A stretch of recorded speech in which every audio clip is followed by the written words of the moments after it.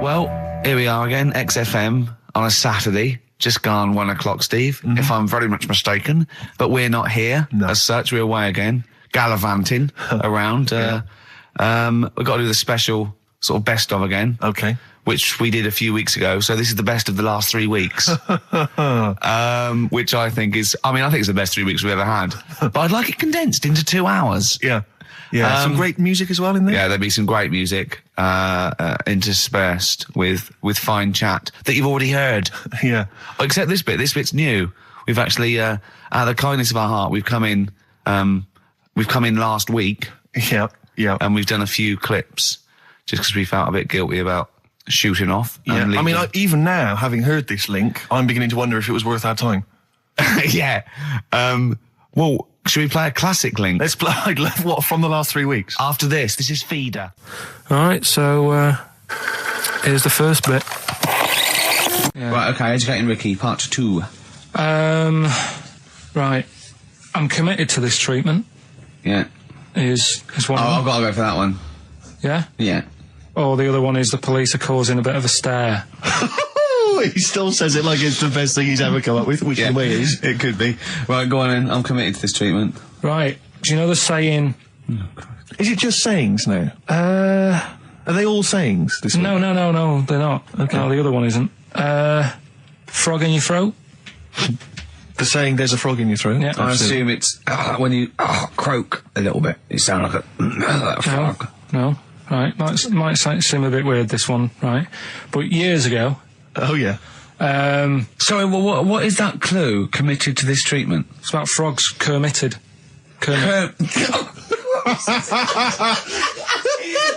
Probably works better with a K and an ER written down. Well, also, if you pronounced it Kermitted, yeah, but not committed. Committed to this treatment! Right, go on then. That's genius. So, yeah. Well, what? You go to the doctors and you go with throat hurting a bit. Right. And what they did ages ago. Ages ago? What year was this approximately? We are going back quite a bit with this one. Oh, okay, go on. And the doctor would say... did history. Imagine years ago, go on. And the doctor would say, right, keep your mouth open, I need to look at your tonsils. And the jaw would ache a bit, because they weren't as quick back then, because they didn't have the technology and stuff, and they'd have to, stare at it and study it and stuff. And, they get an achy jaw, right? Keeping their mouth open. Yeah, you get, you eat a Mars bar or whatever. So, they'd sat there, and they used to always close their mouth, and it used to annoy the doctor, right? Oh. So what they did, they used to get a toad, right, and put it in the mouth. Rubbish. Okay, keep talking. Keep talking. And that way, they couldn't close their mouth because either they'd squash it, right, or apparently you're not allowed to lick a toad's back. So the doctor would have them for breaking the law? No, but it's poisonous, right? A toad's back. You should never lick a toad's back. Or put it in your mouth, really. Oh, just stop for a second. Wait. What? Can I just ask one question? Go on, yeah, ask one question. I've got a few, but go on. Sure. My initial thought is, it sounds like a brilliant bit of sort of medical knowledge there. It's a great idea. Yeah. My only thought is, how does the doctor see past the toad? Yeah. Your tonsils? What's he actually looking at with the mouth open? Surely the toad is in the way. Hopping around in the way? It didn't say. Sorry, and my first question is, was this on the internet? Yeah. Yeah, okay. Carl, that is bollocks. That is, Well, alright then. Let's turn this round. Where does the saying, you got a frog in your throat come from? Probably because you sound a bit croaky.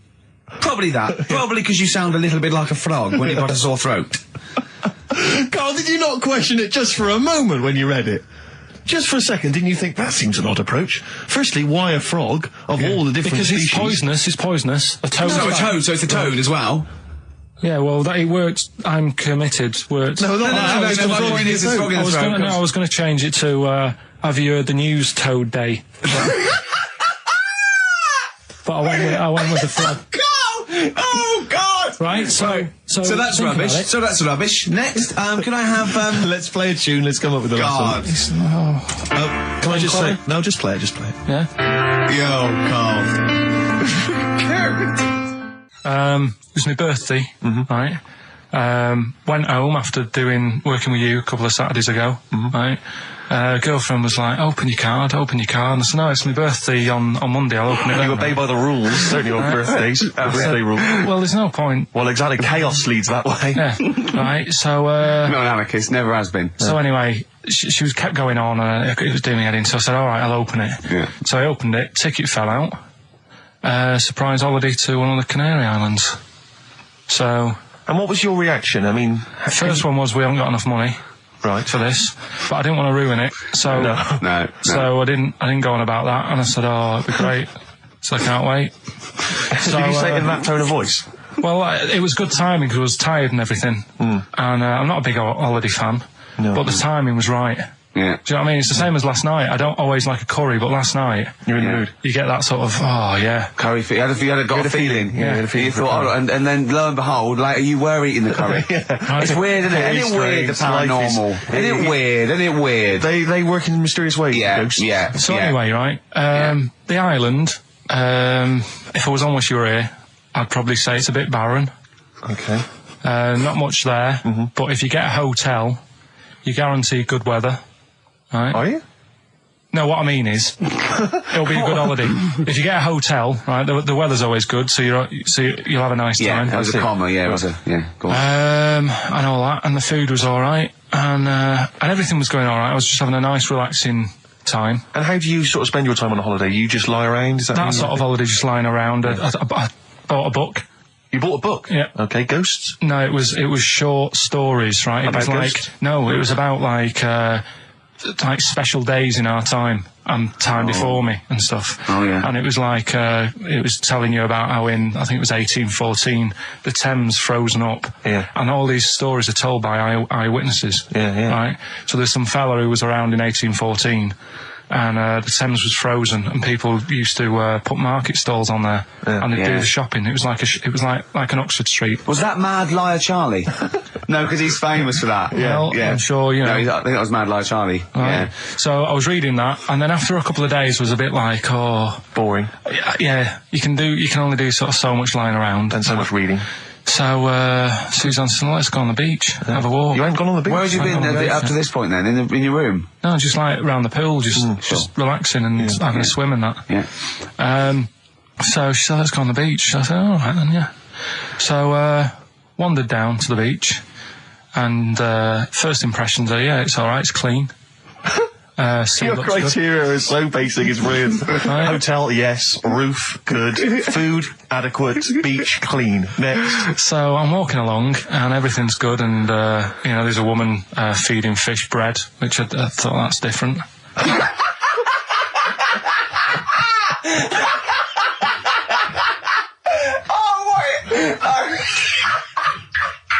I love that. He likes originality. He loves a bit of originality. He was feeding fish bread? This woman was there, like, up to her knees in water. Yeah. And she was stood there. Was that a sea? Chucking, yeah. Oh, right, good. Chucking this bread, and I thought, what's she doing? And I stood there and watched for a minute, and there was little fish coming up, having the bread. I thought, So we carried on walking, and everything's going well, and then this fella comes towards me. Everything's going well.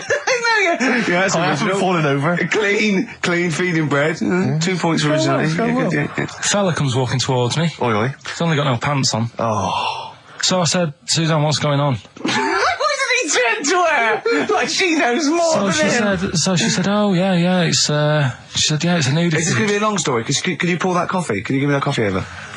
Sorry, this is really bad. Yeah, because he's poured... Thank you. Just amuse yourselves while we sort the coffee. Thank you very much. Steve, do you want I'll have a cup of coffee, Carl. Thanks, yeah, cheers. Cold.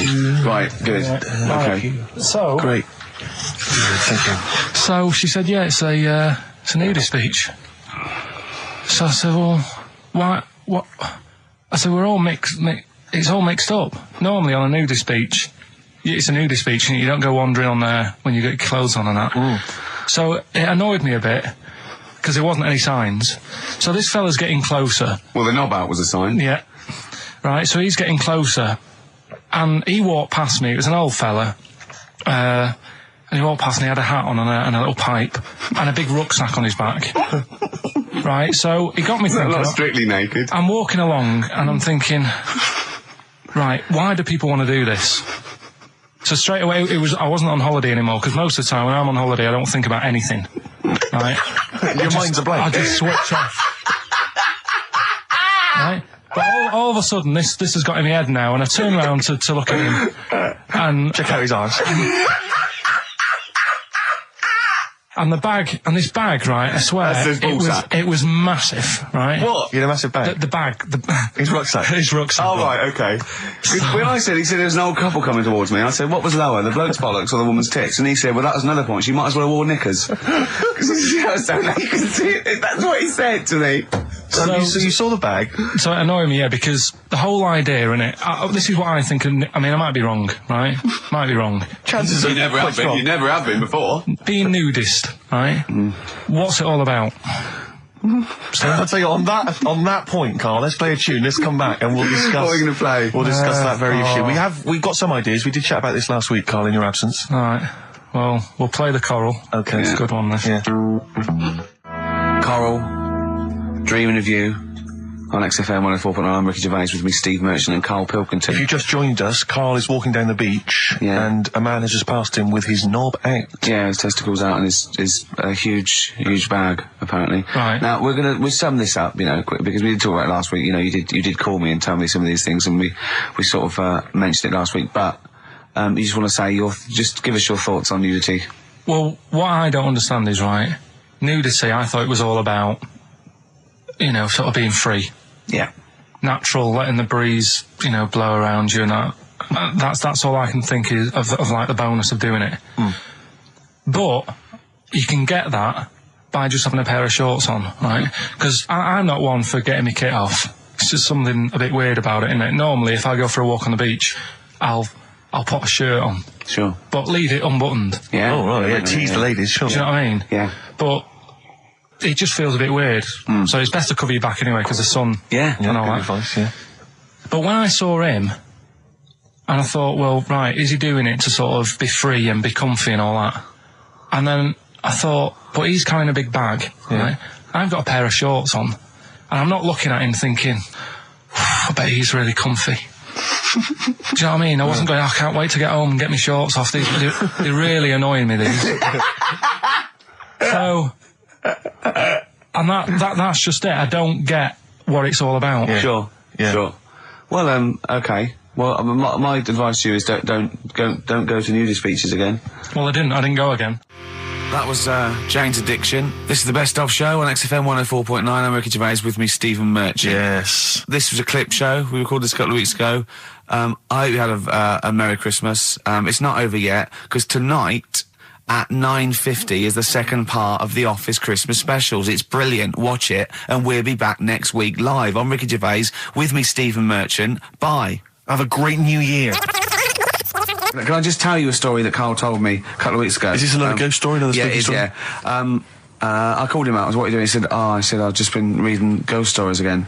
He said, you don't believe in them, but how do you explain this? So I went, go on. He said, I'll tell you as he told me it. He went, bloke, right, just sitting at home, doing, you know, watching telly with his cat. And, the phone rings, and it's a bloke going, is that fire, in your oven okay now? 'Cause your wife called. And Carl went, well, 1, there was no fire in the oven. 2, he wasn't married. I went, right. Go on. He went, well, then, right, there was a knock at the door, and there was 2 sort of people in sort of white coats, and they came and said, we've come about that fire. Your wife called us. He went, 1, there isn't a fire in my oven, and 2, I'm not even married. Right? And he said, and they saw the cat, and they looked at the cat. It looks a bit weird at the cat came out, nothing. He said, and then he went back, sat down, phone rings, and they said, did they sort out the fire in the oven that your wife told us about? Oh. He went, 1, there is no fire in my oven. 2, I haven't got a wife. And Carl went, what do you think of that? I went, that's not it. He went, yeah. I went, that's the end of the story. What? He went, well, how'd you explain that? I went, explain what? I thought he was going to say, a year later we got married, but she died in an oven fire. Right? I thought it was going to be that. And I went, that's what? People winding him up. Yeah, or someone did report a fire oven, and their name was Johnson, and they looked up Johnson, they got the wrong thing, it was the gas board, and they sent around to the wrong person, right? You know, he went, yeah. I said, I explained it to him, he went, yeah. Why do they look at the cat funny? Oh, man alive, Carl. This is really weird, right? I was in my house once, right, and the doorbell rang. Yeah. Right, I opened the door, and there was no one there. Yeah. Right? And then I looked across the street, There's right, and there were some kids running away. Yeah. Now, how do you explain that? Yeah. There was another time, right, where, like, I opened the door, and there was a bloke goes, "You've ordered pizza." I went, "I haven't ordered pizza." And I heard my mate upstairs giggling and putting the phone down. Yeah. How do you explain that? Carl, seriously, why did you tell me that story? What did you think it was weird about that? The fact that it was 3 different people. Is this all the information? Is that the entire story? It was 3 different people. Did you fall hassling asleep him and not read the about end? A fire that didn't happen, about a wife that didn't exist, and a cat that didn't look happy.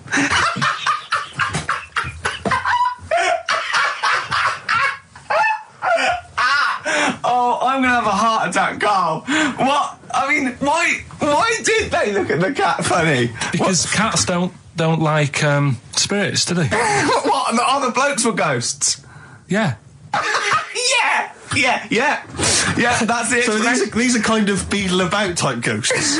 These are ghosts who walk the earth as the undead, just winding people up slightly. That's lovely. That is lovely. Seriously, and a cat that did not look happy. But seriously, why would ghosts wander around just like winding people up?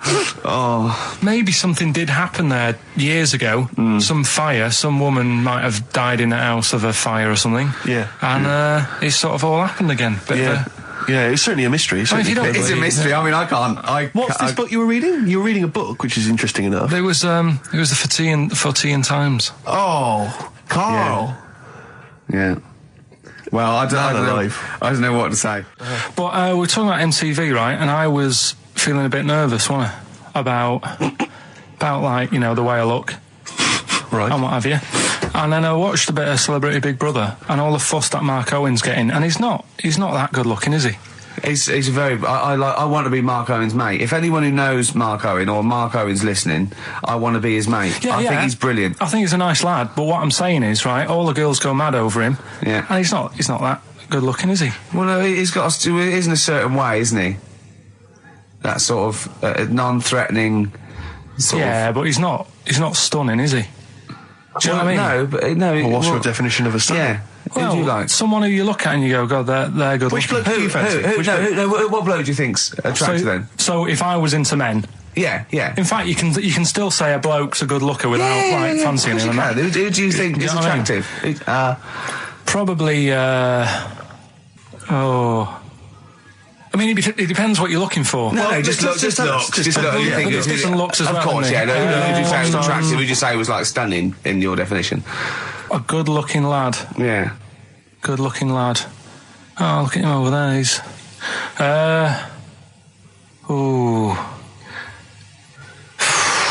Do you find, Robbie Williams? Do you find him attractive? Boy next door. Look. No.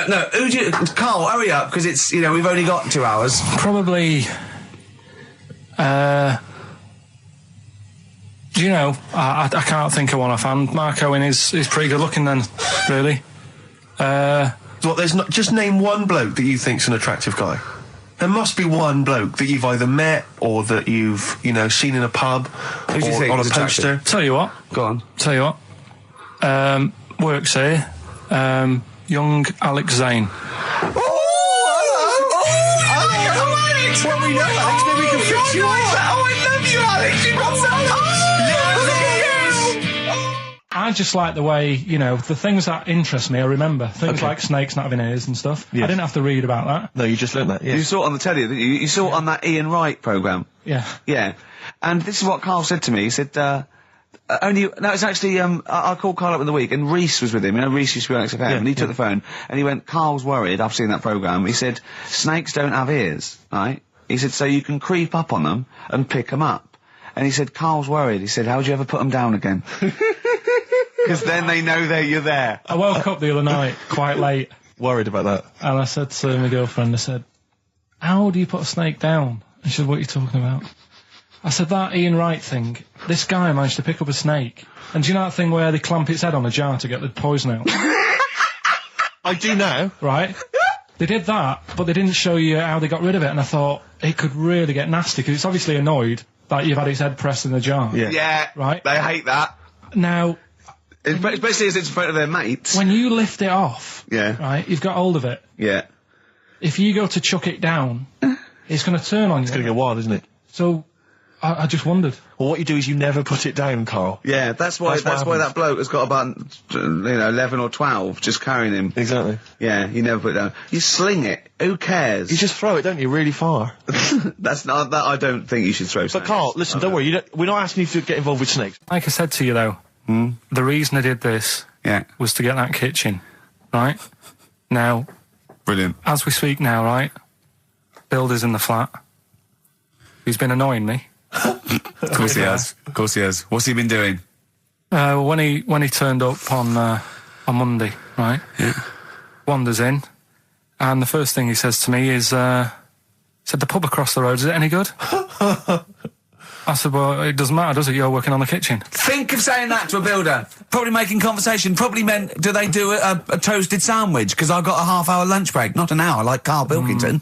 So I'll probably go and get a nice, cheese and tomato sandwich. Is that genuinely what you said to him? Yeah. The first thing you said so to him? Suzanne had a go at me saying, why have you said that? He hasn't even started on it yet. I cannot believe that. You're unbelievable, Carl. And you say it's us that are rude, crass, I wasn't being thoughtless. rude. I just was letting him know. Do you know what I mean? I know what He they're up knows to. what he was there for. He had it down on his little docket. Do the kitchen this week. He didn't come there and go, what did I come out for? Was it to go to the pub for a week? Why am I wearing these overalls? Yeah. Who's the little bald mank twat insulting me? Let me just check. Let me call the head office. I wasn't having a go, though. I mean, they should have finished it yesterday, and they're there now, right, on their own. And what annoyed me is they turned up late today. Hold on, Carl, I've just realised something. They're probably listening to the radio. This, I assume, tuned to XFM, isn't it, in your kitchen? Yeah, but they don't know it's me, do they? Do you know what I mean? No. They'd go, he's got a whiny mank voice as well. So's the bloke who owns this place. And the bloke who owns this place, when I said, what's that pub like across the road, said, well, you won't be bothering that. He's working on this. No, he won't be able to put two and two together, will he? You've suddenly, the penny's dropped, doesn't it? You've suddenly realised. Look at his face! Yeah. He's suddenly realised they might know it's him. And they could be listening, and they're going to clean you out, mate. Oh, if you are the builder working in, where is it? I won't say the address, but it's... Central London, isn't it? Go mental. Have whatever you want. Opposite that pub that you like, that you're... He'll probably be in there now, so he won't be listening. Or insulting a British workman. He should have been in today. Mental. He should have been in at 8 this morning, Just which annoyed me anyway. mental. Why, I really don't understand why they've got to start so early, right? Yeah. But he said he'll be there for 8, turned up at 9:30, right? Wanders in, and what annoys me is, he could have left all this downstairs. He had a paper under his arm, one of those crossword books, and a pot noodle. Now, I'm not being funny, but most of them take quite a bit of time. A crossword book, he's not happy with just the one that's in the paper. If you're listening, if you are the builder that's listening now, doing Karl's flat, what about pissing in the laundry basket? All right, this is Karl, the producer of Ricky Gervais and Stephen Merchant on XFM 104.9. We're playing out some of the best bits. Hope you're enjoying it. Here's another one. So let's take us back a few steps, Karl. What's the story? Right, so I did some research. Right. Let's just recap again. There was a guy you read about who had his head chopped off. He was guillotined. Yeah. He had said to the people around him, I'm going to blink once I've had my head cut off to show the brain that life, can still... Or the brain can continue to work after death. Okay, so we queried that. So you weren't having any of it? Well, no, possibly for a few seconds till the oxygen stops being fed to the cells because the blood has drained away. But, nothing spectacular. So go on. Well, along the similar sort of lines, right? This is quite a few years ago. This fella sort of upset the royal family doing something, right? So they said that this isn't good. It wasn't Ben Out under that Jubilee thing, was it? I can't remember what it was. And they said, right, that was terrible. We're gonna cut your head off. You gotta show people like you can't be doing what you've been doing. What was this? The 1970s? When you say a couple of years ago, you mean maybe sort of... Was it the olden days when the phones weren't very good? Ages ago. Yeah. Ages ago, sure. So yeah, fair enough. Yeah. So... Very philosophical. Yeah, imagine that when you wasn't here Cut your head off. This was literally ages ago. Yeah, exactly. Yeah, Simon Sharma's History of Britain. Yeah. Oh, and even before that, which is yonks before, when it was all mental and different. Sorry, Karl, go on. So he's having his head cut off, and he's resigned to it. It's the day before. He's kind of got it into his head now that I'm not going to have my head much longer. Sure. So he said, let's make use of this. Yeah. He said, I wonder how long, the body can stay alive without my head on it. right? So they were like, oh, I don't know. So, Hoover. So the jailers? Whoever he was asking. These jailers with one eye. Yeah. Get out, pal. So he said, no, wait a minute, I've got an interesting scientific experiment, jailer. Well, fair enough. What is it? So, he said, what I want to do, right, he said, surely it's my last right. I'm going to be dead tomorrow. Sure. So, let's do a test. He didn't draw it out this long, did he? Yeah, he said, let's test this out. He said, do us a favour. He said, it's my last day. What I want you to do is, you're going to cut my head off. Let's put a white line on the floor. Right. And see if, because there's no point asking how far he can sort of walk without an head if there isn't a line, because you don't know what to count. Do you know what I mean? If he loses his head and he's running around all over the place, you can't really count That's that. not impressive enough, yeah. So they said, let's make a white line. Sure. Yeah. Who said this? He did or they did? I think they started to join in with him and saying, well, let's make this a... Sure. You get it, go on. So, they got Norris McWhirter down. The Guinness people. Oh, yeah. So they said, let's get this white line. Yeah. And dedication's all he needs. We'll do this tomorrow. And he said, all right, then I'll see you in the morning. I'll see you in the morning. Night, sleep tight. Bye. I love the fact that Carl knows exactly what was said. Yeah.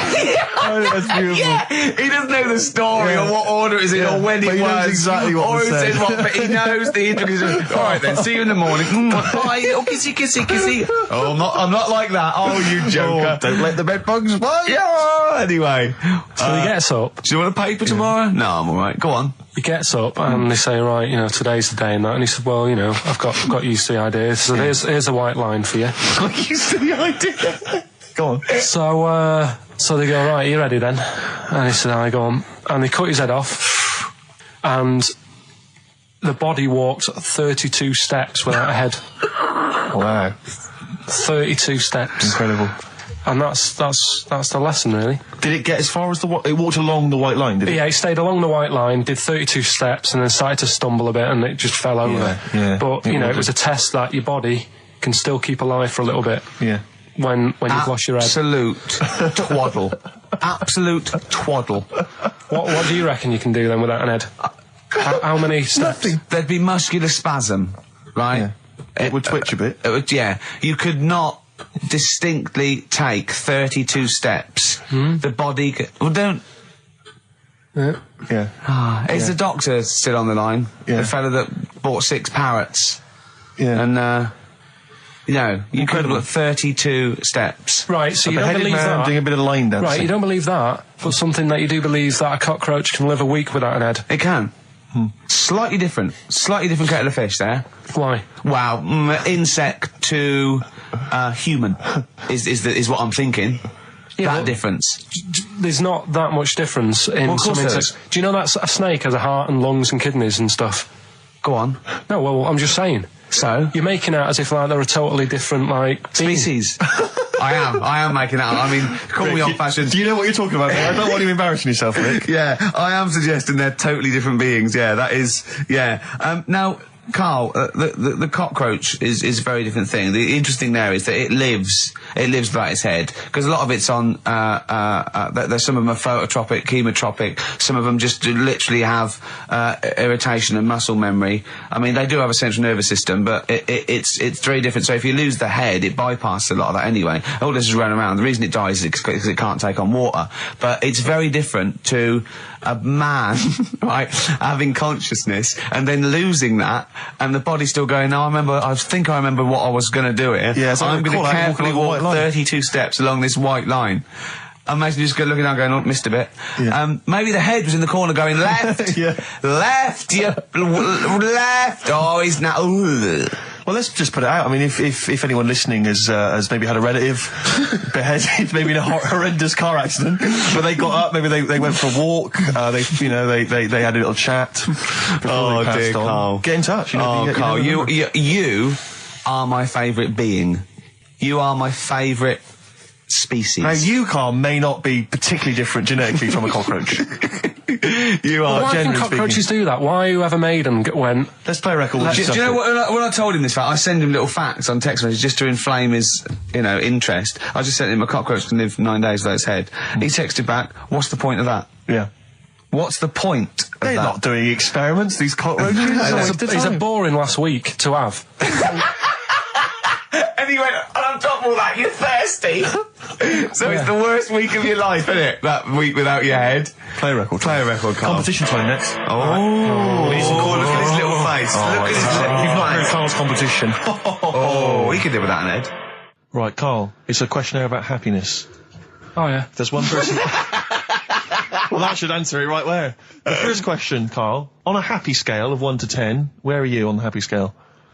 Is it at this moment or in general? Well, I would say generally. Okay. Yeah, but you don't always have to, like... I mean, I think I'm happy in that, but I don't always show it. You never show it. No, but it doesn't mean I'm not happy in that. Like, I'm all right at the moment. I'd say I'm probably on a... It's probably on about an 8. I was probably at about a 9 when I woke up, right? And then sort of fell out with Suzanne over a haircut.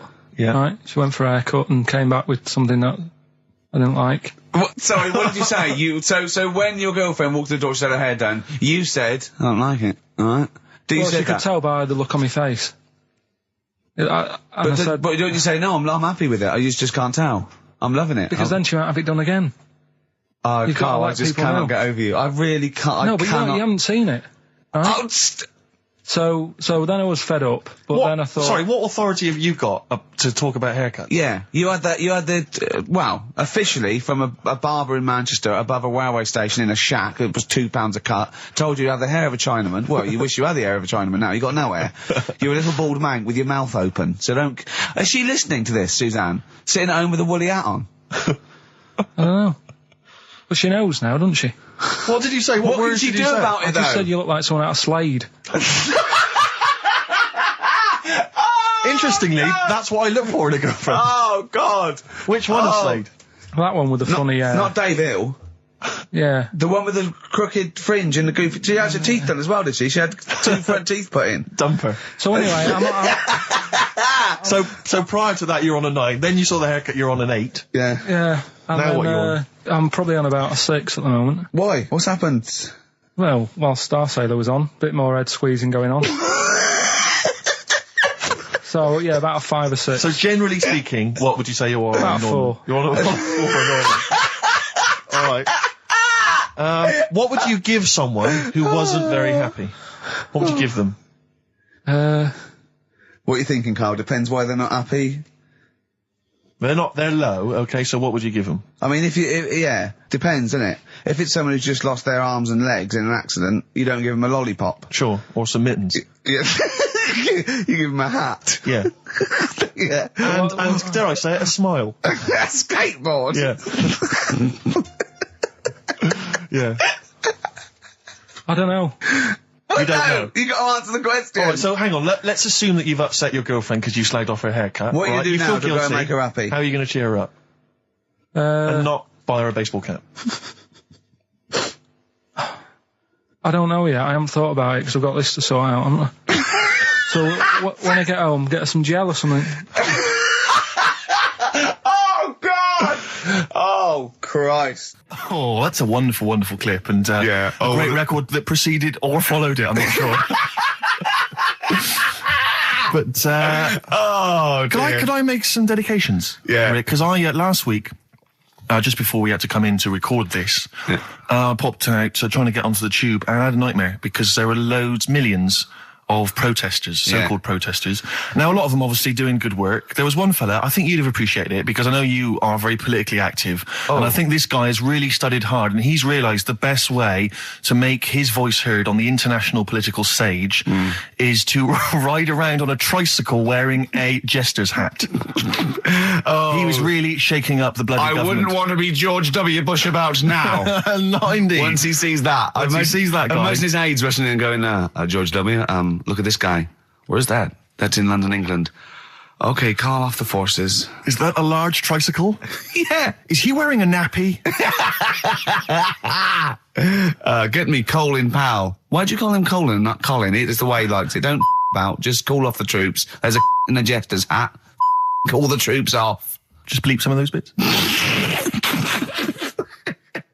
Well, we're running out of time. We've got to get on with the show. It's near the end. I hope you enjoyed it. I hope the scientists stuck in a big, I don't know, hut in the middle of nowhere in pitch darkness, 10 of them.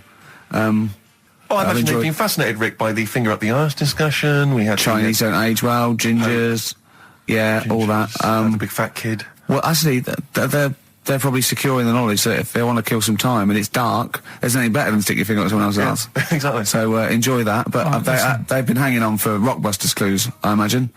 Here's the answer. So give us the clue again quickly. All right, so the first one was the fella let his wife know how he got the bruise on his legs. Go on. Right, that was Courtney Love. Yeah, Courtney Love.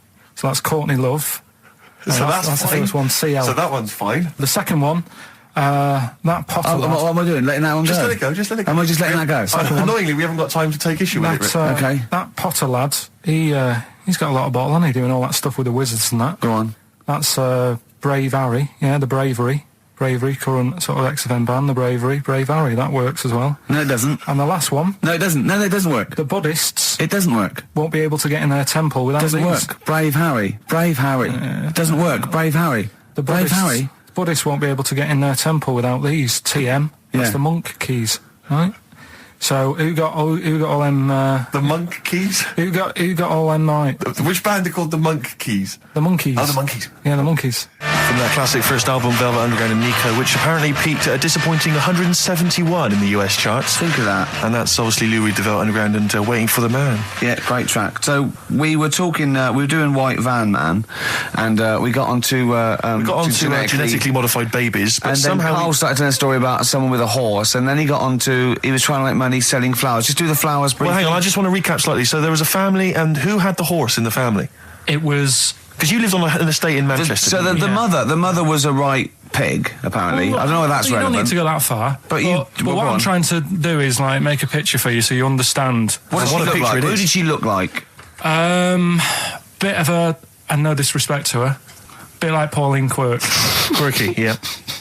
Right? Okay, I knew you were going to say that. Yeah. I knew it was going to be Pauline. Did she have any tats? I've never got that close to it. Okay, all right. So who had the horse? Was this her son or her husband? No, her daughter. Her daughter had stolen a horse. Yeah, from I don't know where. There was I think there was some stables down the road or something. And they kept the horse in the house with them. They kept it in the house. Did they didn't get have caught? it for long. No. So, and you said you were in the house one day and you saw the horse. No, what happened was I was. They did this thing at school about raising money for charity, right? For some local charity. And they said you can do anything to raise money, and they came out with all these ideas, and I thought, that's good. What was the charity? I don't know. I thought, forget the charity. Yeah, that's just a good way of making over. So you're a charity. So I asked my mum for some. She used to have a lot of flowers around the house. Sure. I said, can I just take some snippings off them, and I'll go and buy some plastic cups, and got some soil out of the garden, planted the bits of plants in them. Yeah. Got a tray. Yeah. Had about 25 plants on it, selling them for 25 pence each. Excellent. Did you sell any? Yeah, so loads. Did you just cut? You didn't just cut them and stick them in the soil? Yeah, they want to survive. Oh. But I think people sort of thought, good on him for trying. But anyway, so I went round to theirs because I thought their house could do with a bit of colour and stuff. Yeah. Because it's a bit rough. So as I went... The horse went, thank God for that breakfast. They've been feeding me kitty cat. So I got up to the door and they opened the door and it was one of them houses where no carpet. Yeah, a horse in the living room. You know. We've all been there. And the horse was walking around the living room. Oh. I looked quite happy and everything because... I always say that about animals. Black Beauty was on. Yeah. Well, think about it, right? If you were a horse, where would you rather be? In a little wooden hut with a load of hay, or in like a house with a central heating, 3-piece suite, and a telly and that? Telly and that. No, but I was saying this the other day. And an Atari, right? I was walking through London. Commodore 64, rubbish. Exactly. Walking through London with Suzanne, right? Yeah. And you know, like homeless people always have dogs. And she said, I hope she looks after it. I said, that dog is happier than most dogs. Right. Because people always walk past and give it a pat on the head. Yeah. It's with its owner all the time. Yeah. It's out in the open. It's not locked up in a house. Yeah. It doesn't eat, but other than that... No, it does eat, though. They're always all right. So that's what I was saying. I think this horse was doing all right for itself. Do you know what I mean? Well, not many horses have got their own house. Exactly. For a start, yeah. Well, anyway, that's by the by. Yeah, so anyway, this family... Who's a bit... What were we talking about? It was about cloning... Genetically modified kids and all that stuff, yeah. Right. Now, what I'm saying is, you could say, right, Steve, you could have a baby, right? And Ricky could see it and say, God, I want one that looks like that. Yeah. right? It could happen, Rick. So come on, work with him. So you take it to the doctors, and I don't know what they do. They inject it with something or whatever. Yep, that's how it's done. Yeah. And get a little baby, and there it is. It looks the same. Now the thing is, you separate. You both go off and do your own things. Yep. Right. Now, you look at Stephen. You look after your baby. Yeah. You treat it well. You give it good food and I'm a good dad. all the vitamins and stuff. Yeah. Ricky just gives it cheese. Right. So then it changes its looks. It goes a bit fat. You know, it gets tired easily and that sort of thing. Now, when this family, why am I just feeding a baby cheese? right? This family who had a horse in their house.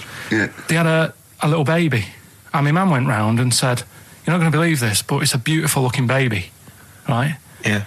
And I was like, well, you know. And the weird thing is, it was a good-looking kid. But as time went on, they didn't really look after it. And I'm not saying, like, abusing it, but it used to run around. It used to play out till, like, 10 at night. Yeah. It used to chase cars.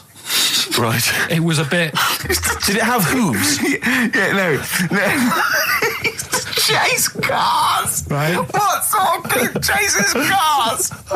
Oh, God. No. Was it called Rover? Did it catch stick? It's Liam, it was called, right? Right. Now, the weird thing is, it was a good-looking kid, but as time went on, and all that, like, not eating properly and its hair was all patchy... It's not Liam Gallagher, is it? and chasing cars and that, and it became an ugly kid. It's definitely Liam Gallagher. And that's what I'm saying, right? You can clone all you like, but at the end of the day, it's how you brought up. Brilliant. Wow. Live. Wow. That was a hell of a point. Oh, God. But am I right? Oh, you're always right, Carl. XFM 104.9. Lovely, that one. Now, again, I broke the rules in the week. I met up with Carl. I had lunch with him. And we were chatting and having a cup of tea. And it got onto one of Carl's favourite programmes was the Tales of the Unexpected. Ah, of course. And all I can think is that he's probably the only person in Britain where they were unexpected. I mean, to him, when that twist came in, he'd go, gee, I can't... Yeah. Oh, God. Can't believe so it was the tree that did it. I mean, he was probably the only... And we were telling all these stories of horror, and he liked horror stories. And I told him this story. And I don't know if this had come across the way, but I told him this story. It was a short. It was a horror short. This was a film you saw, was it? Yeah, yeah. And what it was, it started off, just there'd been a car crash. You see, it's a horrendous wreck. And you saw it from the point of view of the person in the car. And he was calling for his mate, and he was going, Dave... And he sort of looked over and saw a body without a head that had been thrown. He goes, "Oh no, Dave!" And then into the field of view came Dave, his mate, and looked at him with a look of horror. And then it sort of went black, and you realised that he was just a head, and it had been his body. Oh wow! Right? Yeah. And I said, then it came up at the end at the executions in the French Revolution. People experience consciousness for and he went, oh. No, he said, it wouldn't be for that long. And then he went, if it was a chicken, it would work. Imagine remaking that film, but it's two chickens in horrendous car crash. Their own fault for driving. It would work. No, he wasn't having that. Yeah. No, it was too long. I think he said, how long was this film? I went, oh no, 5 minutes. He went, no. It would work if it was a chicken. I like the way that Carly was something like, when you relate an incident like that, he's appalled and offended and annoyed by the people that made it, even though he's never seen it. Oh, he's annoyed, yeah. Do you have a favourite Tales of the Unexpected, one that you remember particularly that shook you up? Yeah, we were talking about the one on where there's some woman in prison. Have you seen that one? I can't remember them all. Right. This woman's in prison. Yeah. And she gets a bit friendly with the guy who takes the dead bodies out. Right. And he said, I can get you out of here. He said, what you've got to do, right? You've got to, I don't know, at midnight... When you hear the bell toll, that means there's been a dead body. Yeah, there's been a dead body. So what you've got to do is go into, like, the place where all the dead bodies are, get in the first coffin on the right, and then I'll come along and carry you out and you can run away and escape, right? So she goes, yeah, all right then. So she hears the bell go. I'll bury you, right? And then I'll come back later and dig you up. Right. Yeah, but that's the point. It doesn't matter. It does matter. Trust me, Carl, it really matters. Listen, I don't know if I'm going to ruin this for people at home. Yeah. Can I just skip to the end? I would imagine that she gets buried and he doesn't come back, and she has to get buried alive. Better than that. So she gets in the coffin, and she's lying there for ages. She's buried. She can feel a bit of movement going on, so she's obviously, being carried somewhere, so she's thinking, this is it, I'm getting out.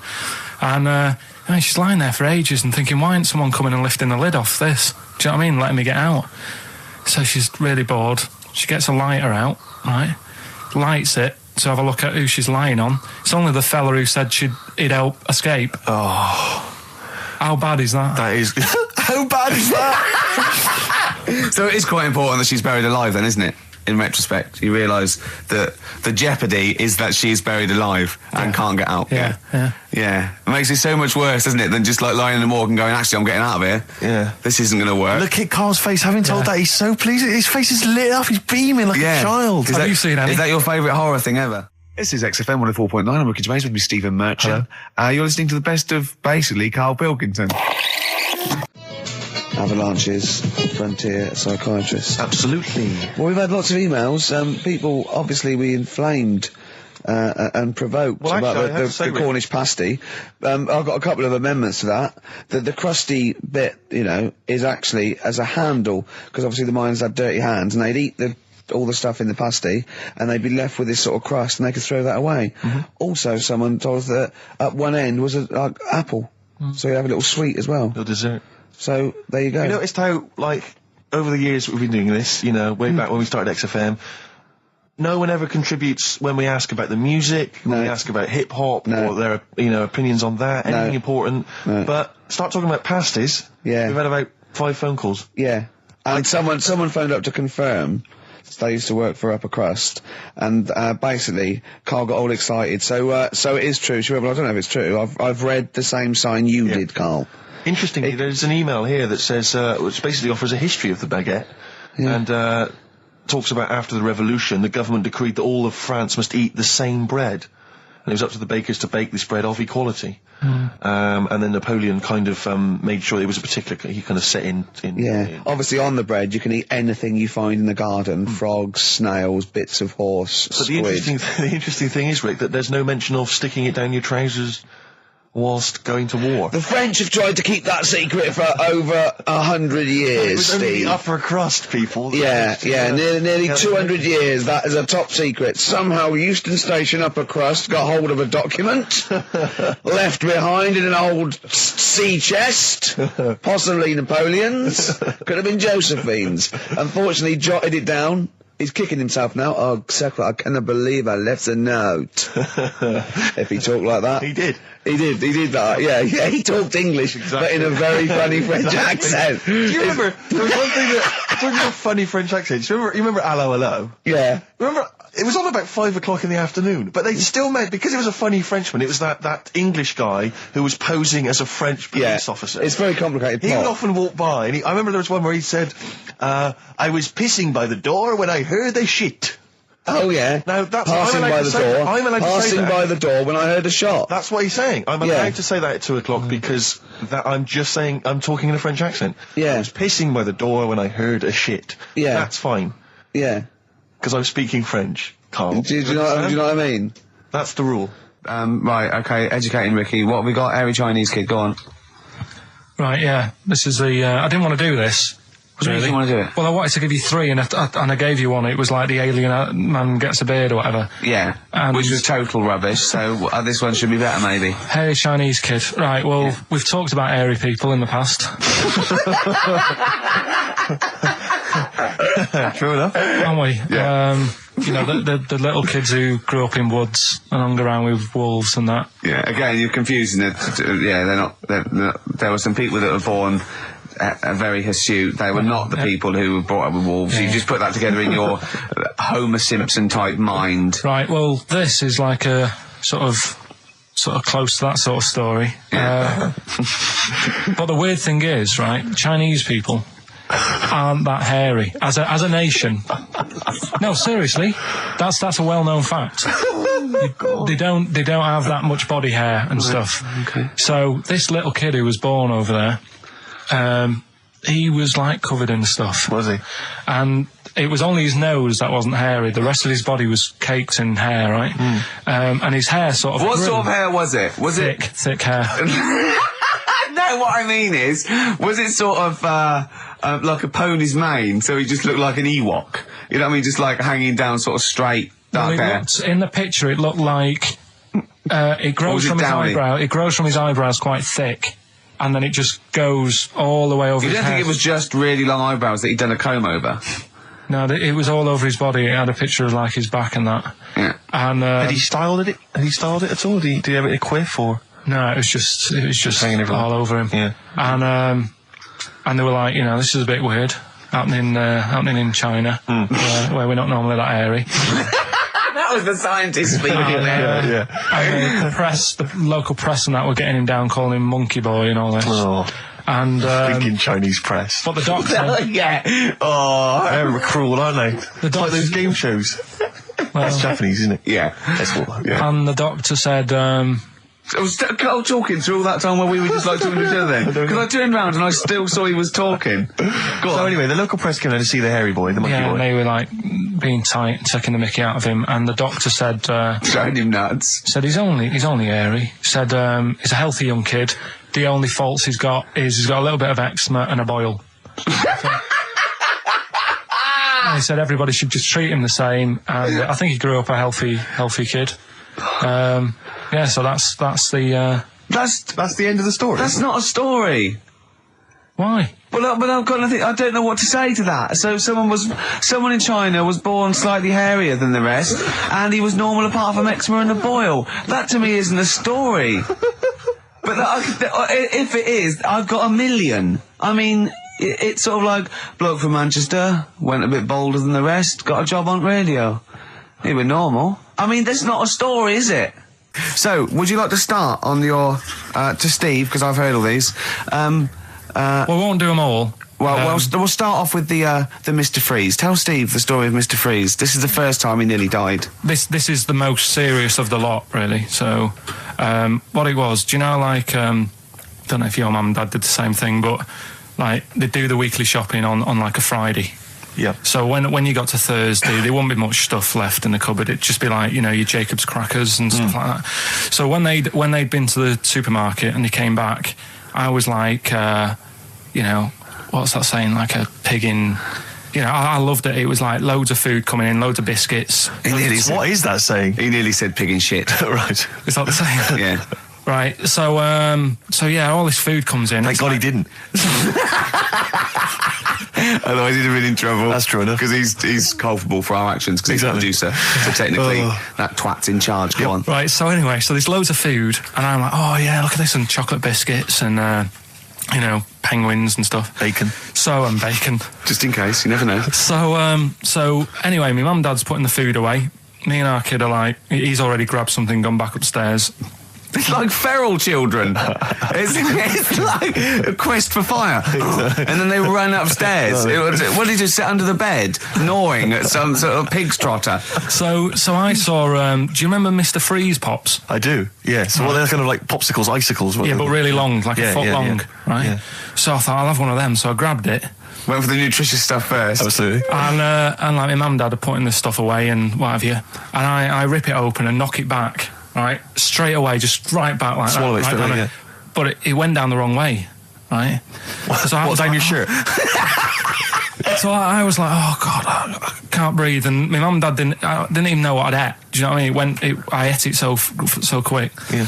And I'm sort of tapping my mum on the back, going, and she's going, oh God, he's choking again, because I was always choking. If it was one thing, I don't know if I've got like a small throat, but I mean, even Ricky knows I can't drink that much, can I? Yeah. Do you know, or eat pebbles. I'm not a quick drinker. I'd always, I think I'm scared of like swallowing stuff. Yeah. And it was like bottle tops and mint imperials and stuff. I was always choking on stuff.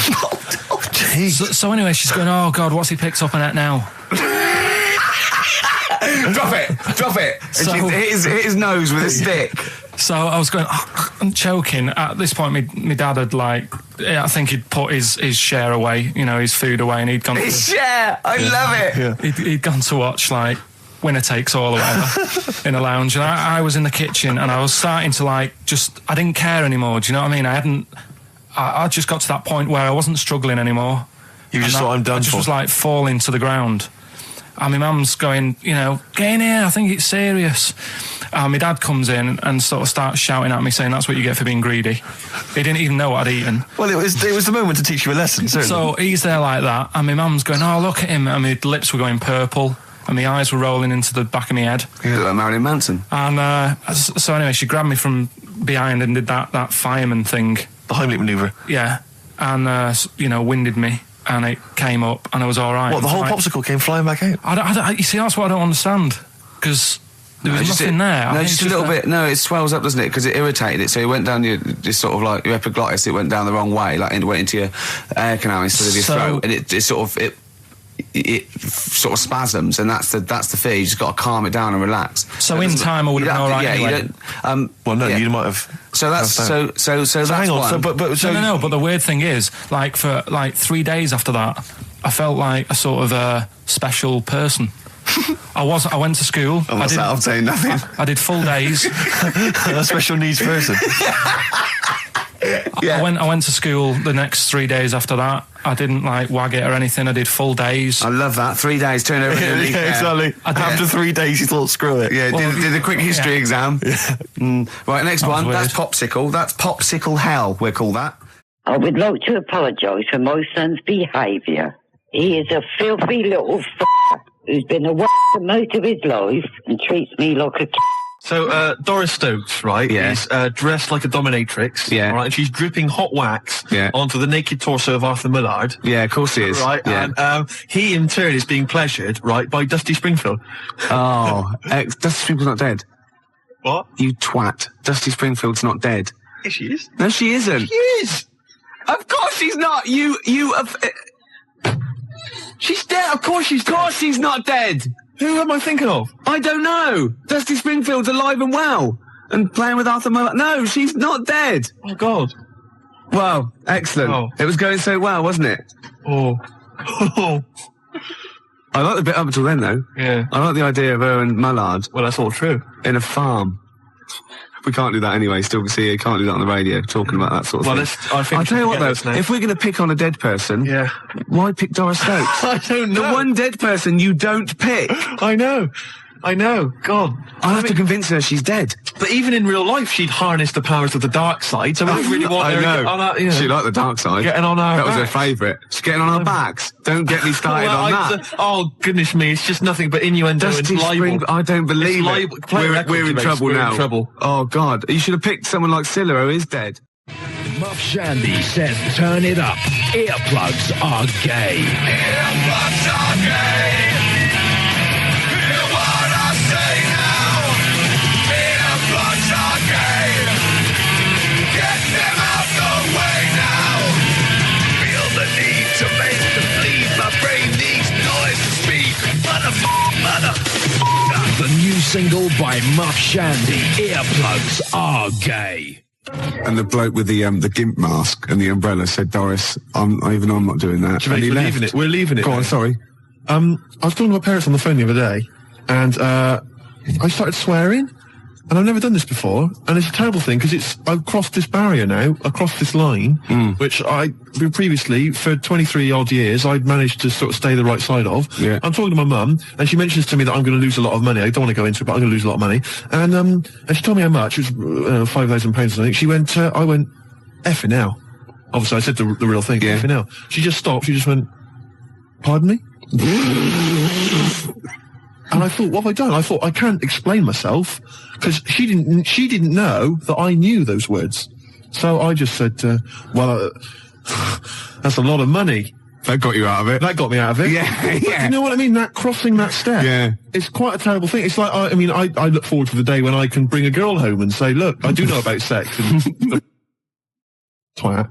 No, you can't. But when I was a kid and I first went to senior school, I started to learn all these swear words that I didn't know. Of course you can say the word twat. Right. You're not meant to.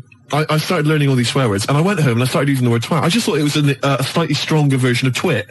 Yeah, You know, just it's a bit tougher for some reason. Yeah. And so I used to go around saying that, and I'd go, my sister would say, stop ruining my Lego, and I'd go, you twat. Yeah. And, make your bed, Steve, no, you twat. I'd say to my mum, right? And I didn't realise what it meant. Right. And my dad, right, he didn't really know much about swear words, so he started using it as well. He started going, oh, you twat, Steve. And, do you want to clean the bath? No, you twat. And we just started using it all the time, right? Yeah. So then, at school, Mark Johnson told me what it meant. Yeah. Right? Obviously, I'm stunned. I'm thinking, I can't go around calling my mum a twat. Yeah. So I didn't I just stopped using it. Yeah. Like that, just stop using it. But I didn't have the guts to tell my dad what it meant. Oh, no. So he carries on using it, and to this day, we were driving along, he'll say, to my mum, Elaine, watch where you're going, you twat, you great big twat.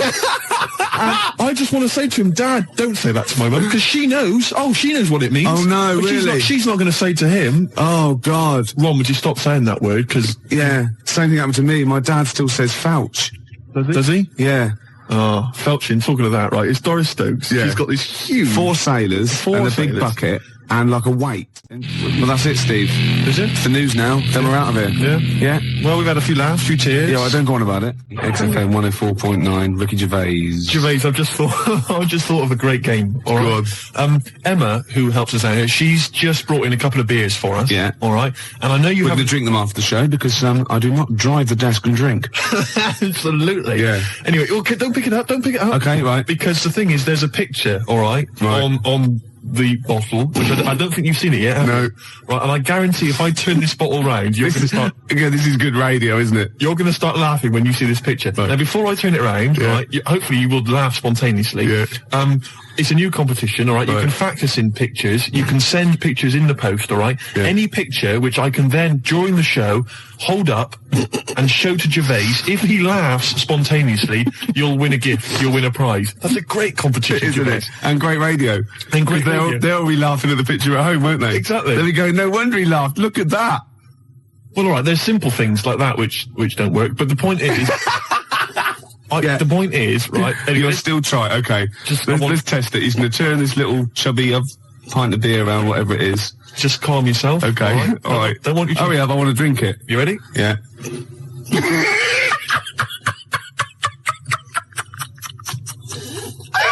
All right, play a record, Gervais. Oh, God.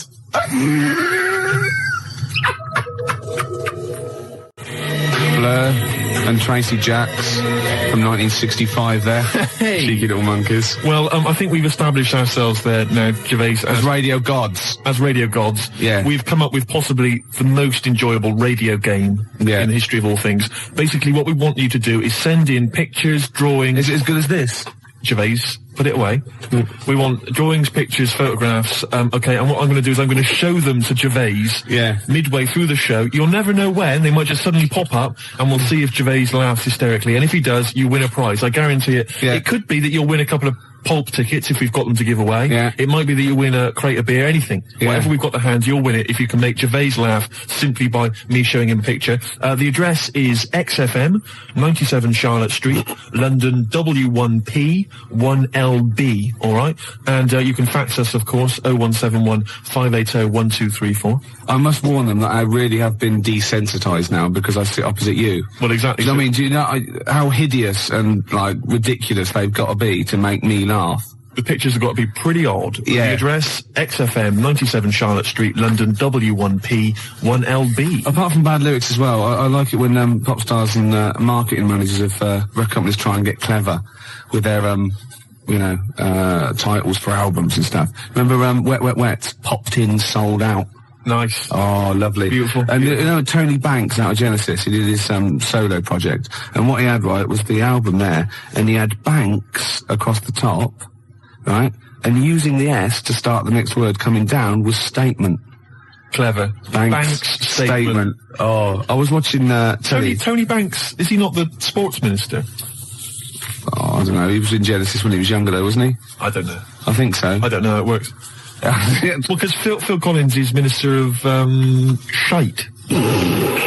Right. When I'm alone, right, and Jane's out, I sort of channel surf. I never watch a programme. Right. I sit down to it and I think 2 minutes. You shocked me.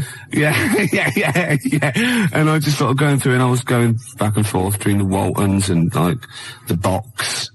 Right. Music Television, You Control. Yeah. MTV. Mm-hmm. VH1. Ooh. And I got a glimpse of Toyah Wilcox, which I stopped, obviously. Yeah. And she's on one of these religious programmes. I think it was on BBC Two. I don't know what it was, but it was with that bloke. Oh, God. I can't tell this anecdote. I can't stand it if I don't know the name. It's sort of like a Jeremy Paxman type thing. You know, he went to university, he was going to be a serious journalist. He wanted to be KAD, but he settled for Les Dennis. Oh, one of those sort of people that was on That's Life. No, I'm not telling it until someone phones in. Toyah Wilcox on a religious programme. What's that bloke's name? Then I'll tell it. 0171 580 2000. Gervais, have you ever watched an entire documentary all the way through? You don't know one, don't you? Beautiful. You don't look. Now, New Order's your favourite band of all time, isn't it? Yes, that's right. Paul Wright called. It was John Stapleton. Oh, was it? It was one of those, you know what I mean? It was sort of like the Paul Heine, Kieran, what is it, Prendeville, and Chris Sale, all that sort of type of thing, you know what I mean? Right, so, and this was on BBC Two. And it's always one of those, those people, you're sitting with people and they go, oh, I went to university with him. I know. And they suddenly realise it's not a proud, you know. I know. Oh, and they just go quiet. It's never impressive, is it? It's never Prince. No, exactly. Or, yeah. I don't know, somebody really great and groovy. Yeah, yeah. It's never, I don't know, say Rick Astley. And then you start realising that you're around someone's house and they go, and he comes on, you just don't say anything. Yeah. And then someone goes, didn't you go? No. No, I thought I did. It was the other one. It was Chris Sale. Did you go to anybody, school with anybody? Michael Jackson. Did you? Yeah. Incredible. Yeah. Incredible. Yeah. Odd that. You went to school presumably in the States. Well, no. He was in Reading for a lot of his life. Right. Yeah. Was it some kind of exchange program? Yeah. We sent them, Charlie Chaplin, funnily enough. Did you? Yeah. Did you? Took a long time for them to get round it. You know what the Americans are like. You're making this up. Yeah. Anyway, Toyah's talking to John Stapleton, and I suddenly realised it's a religious programme straight away, because it was over the church, right? And, oh, nothing gets past you, mate. No way. Could be archaeology is us. So wait a minute, whoa. Yeah, so people, Toyah's on some religious programme. It's not worth it. John Stapleton. Yeah. Okay. And I'm just flicked through and I went, hold on, it's Toyah. And he goes, it was very spiritual. She went, yes. And I realised she was talking about a wedding. She was going, it was very, very spiritual indeed. And he said, but no hymns. She went, no, we had silence instead. Silence instead. So now we will do silence number 3. It's 4.5 minutes long, so keep your gob shut, right? And I think, oh, what is she talking about? He went, She went, people are scared of, that was Chris Eubank, right? She said, people are scared of silence. What are you talking about? And then she said, the thing is, during silence, there's a lot of unconscious thought. What? You thought that you don't know you're thinking? You said, that's 3.5 minutes. I didn't think a thing during that. I better plug into my unconscious to find out what exactly I was standing up for 3 minutes. Going, who's the women in the hats? What are we doing here? What a load of pretentious twaddle that is. Well, I've never liked Toyah. I've never liked her. Oh, she's alright. That's all the more reason to hate her. No, I don't hate her. All those people I just mentioned, they don't come close to Lenny Henry. I saw another bit of him doing his stand-up in America. Oh, God, it's so nauseating. He's got another series, apparently. Does anyone like Lenny Henry? Oh, well, obviously. It's a massive star. Does anyone listening to this show really like Lenny Henry? Yeah. Or, is there anyone that annoys me more than Lenny Henry?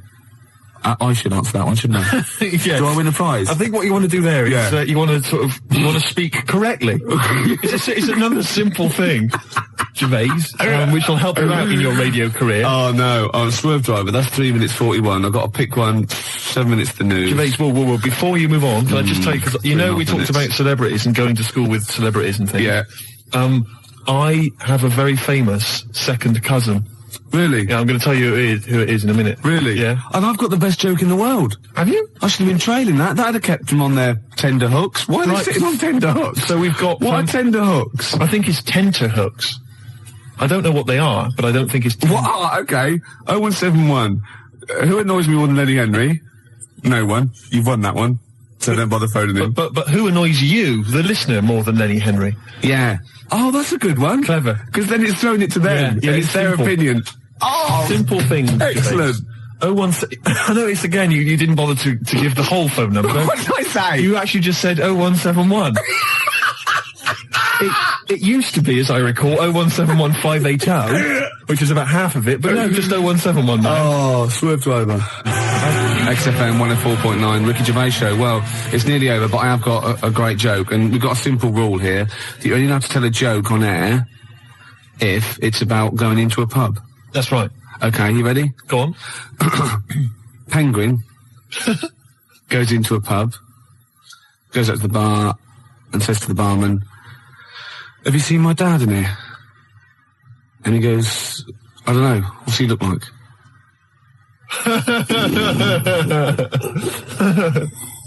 Yeah, no, it's not bad. It's alright. It's alright. I had a similar one about something going into a pub. I think it was a turd and a wig, but I can't remember what the punchline is. If anyone knows, 01715802000, something about a turd and a wig. Gervais, I've also obviously got my celebrity relation, which I'll tell you about in a minute. That's about it then? Yeah, we've enjoyed ourselves. Oh, dear. Bald character, once drummer for Genesis, is more annoying. Who's lost this for? Smoked fish. Oh, what? What's this, Emma? That is what tenterhooks are. Oh, what are they? Oh, tenterhooks are what? It's what smoked fish are hung from. Excellent. And bald character, that is, he's more annoying than Lenny Henry. Okay. Once drummer for Genesis, well, that's Phil Collins. You can't say that. Of course you can. I can say Phil Collins is more, it's a matter of opinion, isn't it? Yeah, but he said that on the phone. He said, "Please don't say that, it's a bit mean." Phil Collins is a deeply boring man. Anybody can say that. I won't say who it is who said it then. Okay. We've got our bit, haven't we? Joe Pasquale is less funny. Ooh, yeah, okay. Who's that? I mean, the point is that you can say that Phil Collins is a bold, boring man in the same way you can say Andy Peters is a raging... Gervais, Jilly thinks I'm adorable, apparently. Gervais, I don't think we've got time to really talk about this. Okay, what have we got to do next week? Oh, we can't say who your celebrity was, but I just thought we could phone in who you think it is. I mean, I've got a few ideas who your celebrity second cousin is. Your mum. Mr. Ed? No. Godzilla? No. The point is that this is a real celebrity, so, I mean... Okay. Celebrity. So, I'm not making it up. It's not going to be as exciting as, whoa, it's Elvis or whatever. It's not that goofy, but it's still... they do share some of your genetic material? No, you wouldn't know it. Really? No, Normal? You will, yeah. Symmetrical? Really? A good-looking person. Blood reaching the surface? A good-looking person. Really? Yeah. Fantastic. They probably denied your existence, or I mean, they're obviously going to deny that they're related to you then, aren't they? Well, I'd say I tried to get some of their money. No. What else do we do? I'll send me some hideous pictures. Yeah, I'll just give the address again. XFM, 97 Charlotte Street, London, W1P. I've got to go to the pub. 4 o'clock again. Yeah. One computer's not working. Is it not? No, this all sounds funny. What's that one? Is that the one I listen to? Just press a few buttons. No, I put it on there. Oh, desktop. I don't know. I don't know what these do. Is your mic working? Sorry, I got a bit of a cold. Oh, God, I had a big list of things to talk about as well. Did you? Yeah. Oh. No. Rocking from the Crypt. Oh, it's a good start. On a rope, which is appropriate because we've got a little Gravediggers track to play later, haven't we? Oh, yeah. Called Suicide. It's one of my favourite tracks, Gervais, by the Gravediggers, but it has got a bit of bad language. Well, that's okay, because you've played it to me a couple of times, and I reckon I've got it off pat. Really? I'm going to be bleeping it out live. You'll do a live bleep out? I should say, we usually have a few beers and we get throughout the show and I get steadily drunk, which is unprofessional. This saved a bit of time, turned up pissed. You turned up drunk today? Yeah, so that's I'll tell you what. I'll be honest with you, Gervais. Normally, if someone gets drunk, their speech begins to slur. Yeah. They talk rubbish. Yeah. No difference. No, with you. That's the beauty of it. Yeah. That's the beauty of being me. Yeah, exactly. You know what I mean? How drunk are you? I had a little bit of wine. Did you? Couple of glasses? It's a lovely... I might get a little bit melancholy. What about the little baby kangaroos have to crawl all at their mums? I help them. Got a fax here for you, Steve, actually. Oh, lovely. Good news. It's from Becky. She's listening to us in bed. She's been a bit lazy. She's been on holiday. And she wants me to dedicate a song to... dedicate it to Skanky Steve, because he is an alien. And she's done a little picture of him, Slimy Steve. Isn't that lovely? And she wants me to play Subterranean Homesick Alien by Radiohead. And that's sweet. So people do think of you. Lovely. And I got one from Laura, as says to Steve, you still sound as stupid as ever, you asymmetrical, asexual, rabid, anemic, flea-ridden deformity. Oh, see, you have got people thinking of you. See? Yeah. I'd rather they didn't. Baby Bird, and if you'll be mine, then I'll be yours. And Baby Bird was actually in this week with Claire. Was lovely, he? Lovely man. Oh, Baby Bird was it at XFM? He's very nice. Is he? He's got a beak and funny little claws. Oh, Rick. I know, it made me laugh. It was oh, my God, we're desperate. Used to be an we're egg. Desperate men, Rick, if you've got to resort to that kind of I called him Baby Bird, he went, I've never been called that before. Which is bizarre. But there's a band called Baby Bird. He's called Stephen. Can you go to turn that down next door? All the time to a show. Music, aren't they? It's Emma, it's not on. That's insane. I can hear a throb from the other room. Yeah. Someone's got, this is insane, Gervais. It's like trying to host a radio show. Yeah. And now he's laughing. Yeah. Oh, well, anyway, it's all going to be. We're going to play a track that you've brought in. That's right. Go on, what is it? It's a fantastic tune by the Gravediggers, part of the Wu-Tang Clan rap collective. Right, it's from their album. Not to be confused with the Wu-Tang Clam. That's a little shellfish. Yeah. That's into rap. Yeah, it swears a lot. Yeah, yeah, terrible, yeah. The track is... got a muscle posse. The track is beautiful. You've probably heard it on the dance floor, maybe in some indie club. Yeah. 1-800-SUICIDES. Yeah. Now, I would stress, Rick, it has got a bit of bad language. I know. I mean, I've listened to this twice, and I reckon I've got it off pat. I reckon I'm going to pull the fader down at just the right places and go, okay? Right, you're going to sort of bleep it out. And if it goes wrong, so what? You know, that's real. People have a problem with swearing. I don't. Do you? No. I'm doing it because it's rules, and, you know, the great thing about we want to stay on air because, you know, we take our job seriously. We do. And, you know, I think we're sorry, excuse my French, bloody good DJs, Well, I think you're absolutely right, Rick. Yeah. Let me shake your hand. Yeah, all right. There we are. Yeah, a good shaking of the hand there. I love a bit of rap. That wasn't actually French. No. Was it? It's weird, that, isn't it? Pardon my French. People always say when they maybe say bollocks. Excuse my French, but le plume de ma tante.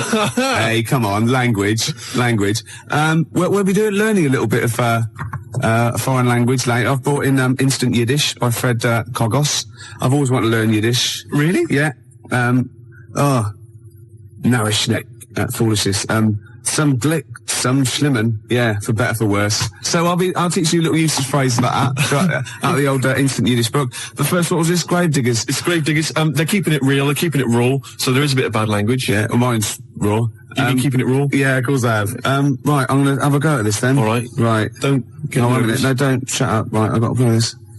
Shut up then. Don't put me off. I've got to concentrate. Bleep it out live. And I will, yeah, shut up. Alright, is it going? Oi. Okay. Take it calm. Take it calm. All right. Well done, Rick. That was very good. No worries.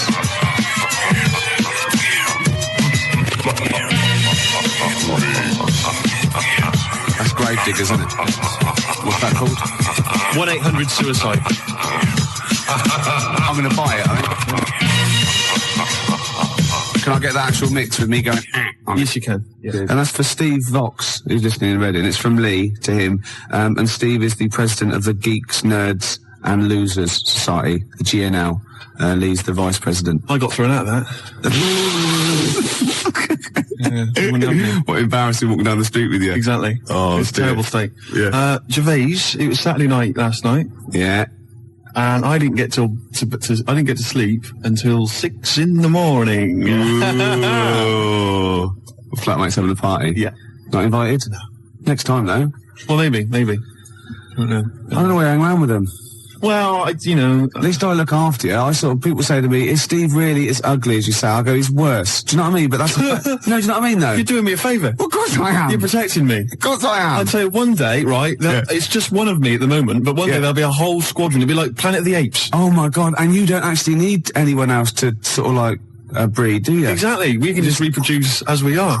It'll be like Planet of the Apes, right? There'll be sort of a Charlton Heston figure. Come over squids. It'll crash land. Get your damn dirty tentacle off me. It'll crash land. Yeah, exactly. And there'll just be loads of me crawling around. Yeah. All identical. Chasing him on horseback. And they see like Bristol Temple meet and they go, oh my God, they blew it up. Yeah. He's back in Bristol with all your, oh no. Incredible. It's a charlatans. And then there must be an organisation of volunteers or something who, if it's like touch and go, if it's really serious, if you're like clinically depressed about it and you really can't get a woman, they don't want just people turning up who can get girls and saying, oh, I fancy, But in your case, they'll speak to you, they'll see you, and I think you know, there must be some sort of national health thing or private where you can actually sleep with, I don't know, a voluntary worker. You know what I mean? So? Well, yeah, there's people that, yeah, I know, but there's people that, I don't know, volunteer for geriatric duty, you know, and they're exploding all over the place. They're covered in the stuff, right? There's people that work on leper colonies, right, for, you know, for nothing. There must be someone who will sleep with you out of sympathy. You don't want that. Of course you don't. You don't want that, do you? Well, let's not be hasty, Rick. I mean, these people, especially if they need some sort of free publicity, you know, get a bit of, you know, sort of press and media attention. Yeah. I ought to sort of help to publicise their campaign, really. There's probably an organisation that go, you know, when they go off to, like, strange climes and go on to, like, leper islands and that, and they work with them. Or they can sleep with you. Now, that's got to do the lepers some good, doesn't it? Yeah. You know what I mean? Wouldn't that be terrible if that was the option, right? And suddenly volunteers to leper colonies doubled. Was like going to Torremolinos. Yeah. Let me on the bus. Sorry, there's no room on the bus, but you're at the back there. Yeah. Good. Well, then here we go. Here I am then. Yeah. I signed up for the lepers. Yeah. Licking their wounds. Well, sorry, but geriatric duty. Yeah, scraping it out. Oh dear. Oh, you know, I heard a song in the week, right? I've heard it before. It's by Ween, and it goes, "Push little daisies and make them come up." And I don't know what it's called. 0171 580 2000. I don't know where to look. Push the little daisies and make them come up. It's like that. It is rubbish. I've been going around singing that. There's no song with that lyric. It's like that. It goes, "Push the little daisies and make them come up." Shut up. Yeah. Shut up. That's what my friends have been saying for the last 4 days. God, you're really irritating me today. Like, people will go and go, if you'll be mine, but not too annoying. But, after about 10 times you go, oh, can you sing something else? But when you've heard, push your little dick and make them come Shut up now. You can get really annoyed. Yes, it really can, can't it? Shut up. Okay, Wanna Die is you and me song. Push your little dick. Shut up. I wasn't exaggerating, was I? Well, it's a good tune, though. Yeah, let's leave it.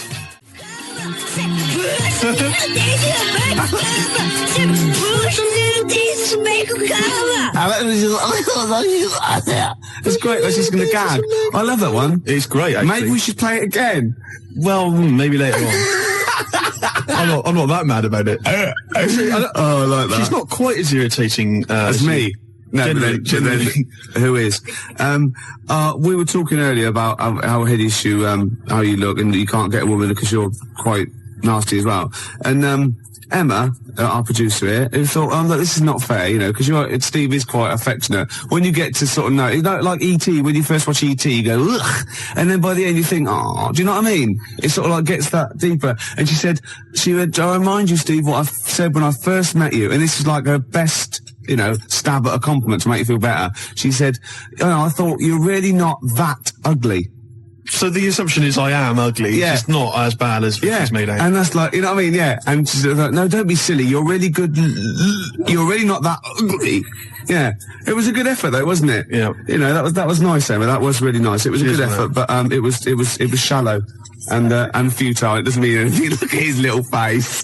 Oh, look at that fax over there. Check that fax out, right? To Ricky, Steve's skin problem closed up was actually what they've silicon carbide particles. Someone sent in a fax, right, and they've got these sort of hideous kind of mutated cells, whatever, and they've put on the fax to Rick, Steve's skin problem closed up. You've never said I've got a skin problem. No, I haven't. You haven't got a skin problem. They're just assuming. No, it's almost translucent. His skin. It's very pale. It's like, you know, those newborn fish when you can see all the hearts, can't you? All the hearts. Well, in many fish. They've got one each. Lots of fish, lots of hearts. Gervais, shut up. You're irritating me now, and you're abusive, and you're just winding me up. Oh. No, I'm a little bit offended by it. I know. You should be. But what about this charity thing? There must be one. 0171 580 2000. Oh, that would be fantastic. That'd be great. And it'd be like £1 fix. You'd write on the little form. Yeah. And they could get friends and relatives to sponsor you. Would that be per stroke or per shag? I think it's for the whole thing, the whole event. Yeah. It'll be a big event. You know those guys, I think it was a hoax, but they were going to televise the first moment they lost their virginity. So they were going to broadcast it down the internet. Right? And they were going to have sex on the internet live, and everyone was going to applaud and watch and pay for it. Maybe I could organise that as well, make a bit of money out of it. Yeah, but think of the technology by then, though. Incredible. They would just be able to think it, weren't they, and like see you losing your virginity. And they all have big swollen heads. You might be good looking in like the year 2090. You never know, because it's all well, isn't it? You know, in Bristol, you're a good looking fella, aren't you, in Bristol? I'm a good looking guy.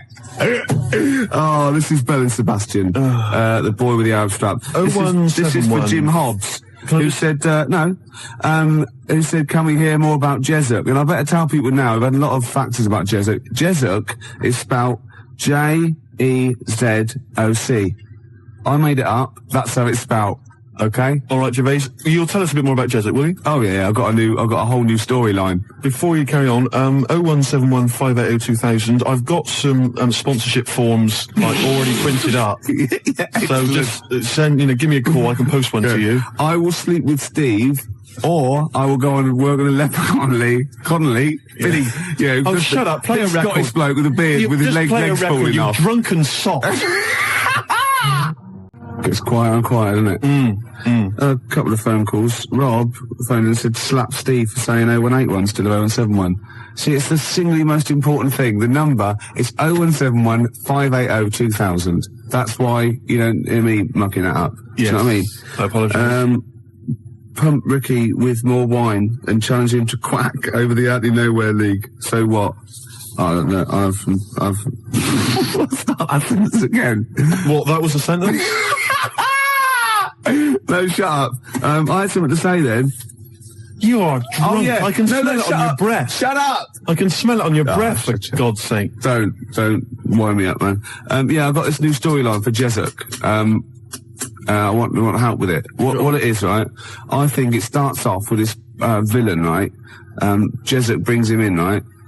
And he's murdered maybe a little kid, or someone's husband. The woman's there and she's terrible. Well, you would be. Yeah. Right? Jessic's in there, and he goes, don't worry. He's gonna, by the time he gets out, Steve will have a girlfriend, right? She goes, oh, right, it won't be my boy back, will it? No, but you can have one of mine. I've got loads or something like that. Anyway, he goes to the court, right? And he's only tampered with the jury, and he's a nasty piece of work. Oh, not the murderer. Yeah. He walks free, and he sort of like winks at Jessup on the way out. Do you think Jessup's gonna let it lie? Jessup's not gonna let that villain, what, has he got a piece of evidence? Well, no, he goes after him, shoots him anyway. Because, it's just redundant. It turns out the bloke didn't actually do it. But, as Jessup says, better, kill innocent people than let one, guilty person go free. That's Jessup's philosophy. Yeah. And shoot first, ask questions later. You don't want to be stitched up. He's got a reputation. And then he gets off with a woman, and they have another kid, and it's all right. Yeah, I'll stop you there. Why? Jessup just killed an innocent man. He's your superhero. He's your, your heroic hardboiled cop. He just killed an innocent man. I'm a little bit disappointed. Oh, so he's got to be perfect, has he? Well, I'm just a little bit disappointed. Well, no, he can't be perfect. He's got things to do. We know he's got problems. He drinks too much. He kills innocent people. You go out there every day. See how you survive. Yeah. Do you know what I mean? Yeah. Yeah. We got Mama Said Knock You Out lined up. It's one of our joint little favourites. We like this one, and we like some other songs, don't we? Yeah. 'Cause we're like mates. I got a little plot. Yeah. Right? It's Jessup, right? And he retires. He just gets out of the whole thing. All right, that's for the final one. We've pulled a discreet veil over the whole Jessup debacle. Right. All right, is that okay? Yeah. Rick, forget Jessup. Right. Because I've got my own show. I'll be telling you about. Have you really? Yeah, it's fantastic. Am I in it? No, not really. Something to do with... Right, okay. It's a genuine one I've come up with. This song, right? Mama Said Knock You Out. I like to, shadow box that. I've been working out today on the big bag, did a bit of boxing, because I'm in training. I challenged Canfield to a fight when I was pissed. Thursday night, he was swaying. I challenged him to fight. I offered him £1,000 prize money. That was the purse. Whether he won or lost, he still said no. Well, he's a wuss. He's about 14 or something. Yeah, but he's about 6 foot. Yeah. Maybe he was scared of killing me. Yeah. Jessup is not scared of that. Jessup's gone. He's out of it. Okay. There might be a comeback special one day, but thank God he's gone. Let's work on it. Well, that's my challenge to Canfield. You know what I mean? Said knock you out. Yeah, I'm putting it out. I'm putting it out over the airs. Yeah, you're keeping it real. You know, like, Death Row, Puffy and all that, and Tupac, that's like me and Canfield. Oh, that's a fantastic idea. I'm saying, come and get it, Canfield. I'm saying, I'm here, you know what I mean? That East Coast, West Coast rivalry we can recreate amongst DJs. Yeah. Steve Lamack, outside now, have you seen him? He's a weedy little dweeb. Yeah? Oh, fantastic. You can't actually say that, because, he's a nice guy, and... well, maybe so. Yeah, so you're gonna fight Lamack, I'm gonna fight Canfield. That'd be brilliant. Let's keep it within XFM. Crowley. Yeah. Remember he had a fight once at school, and his defence, lucky he had a hymn book on him, and he hit the bloke in the nose with the hymn book. So you don't mess with Crowley, because he's probably carrying, Bibles, hymn books. He's loaded, he's got some kind of religious paraphernalia with old parchment papers. Yeah, crucifixes. Paper cuts are the worst. Oh, nasty. Oh, imagine that, a little bit of papyrus across the eyelid. Oh, you don't want to mess with Crowley. No, I'm saying Canfield, come and get it, you know what I mean? He hangs out with his Deftones and all that lot, right? Yeah. You know what I mean? Should we just ask out? Who should we threaten out? Who else can we threaten out? Well, let's not go too mad. Well, what about Henry Rollins? Wow, I've made a mistake. I don't I've made an error there. There are a lot of people I could have chosen. Jarvis, for instance. I've gone straight to... A lot of people come before Henry Rollins, don't they? I was a fool. Some British heavyweight boxers, for example. Yeah. I'd rather fight than Henry Rollins. Before we carry on, because I'm going to tell you about my my TV idea in a minute, Rick, because this is an idea I've been working on, and it's serious. It's like, Jessuck's got a certain strength, a certain quality. Yeah. And I think you'll like this as well. But before we do that, I've been sent a picture. A picture's been faxed through. Oh, excellent. And it's a little challenge, as ever. Right. It's make Ricky laugh. If you laugh at the picture I've got here, Rick, then Martin in Crouch End, he wins... I thought we could give him... I like it already, Martin in Crouch End. I thought maybe we could give him the Baby Bird album. Why? Why do you mean it's mine? You haven't got one, so you go on then, Well, I'll give that to him. But anyway, here's a picture. See what you think.